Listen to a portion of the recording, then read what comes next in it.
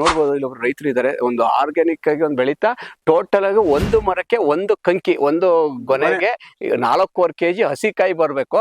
ಮತ್ತೆ ಮಿನಿಮಮ್ 4 ರಿಂದ 5 ಗೊನೆ ಬಿಡ್ಬೇಕು. 5 ಮೇಲೆ ಹೋಗ್ಬೇಕು ನಾವು. 5 ಗೊನೆ ಬರ್ಬೇಕು. 5 ಗೊನೆ ಅಂದ್ರೆ 4 ಇಂಟು ನಿಯರ್ ಬೈ ಒಂದು 18 ರಿಂದ 20 kg.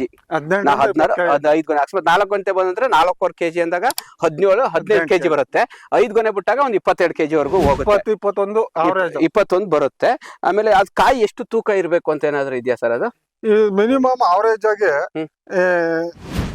ಒಂದು ಹಸೆಕಾಯಿ ಒಂದು ಸರಿಯಾಗಿ ಸೈಜ್ ಇದ್ರೆ ಒಂದು 16 ರಿಂದ 18 ಗ್ರಾಮ್, 15 ರಿಂದ 18 ಗ್ರಾಮ್ ಮಜ್ಜ ಇರುತ್ತೆ. ಅದು ಒಣಗ್ಸೋದ್ಮೇಲೆ 1 kgಗೆ ಒಂದು 60 ಕಾಯಿ ಬರುತ್ತೆ. ನಿಮ್ದು ತೂಕದ ಲೆಕ್ಕ ಕೊಡೋದು? ತೂಕದ ಲೆಕ್ಕ ಅಂದ್ರೆ ಬರೀ ಕಾಯಿ ಬಿಡಿಸ್ಬಿಟ್ಟು ತೂಕದ ಲೆಕ್ಕ ತಗೋತಾರ, ಗರಿ ಸಮೇತ ತೂಕದ ಲೆಕ್ಕ?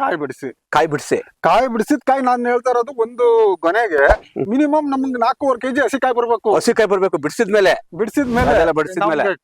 ಇದೆಲ್ಲ ವೇಸ್ಟೇಜ್ ಎಲ್ಲ ಹೋಗ್ಬಿಡ್ಬೇಕು. ಇಲ್ಲೇ ವೇಸ್ಟೇಜ್ ಎಲ್ಲಾನು ಬಿಡಿಸಿದ್ದೆಲ್ಲ ಅದೆಲ್ಲ ಮಿಷನರಿ ತರ್ತಾರ, ನೀವೇ ಬಡ್ಸದ?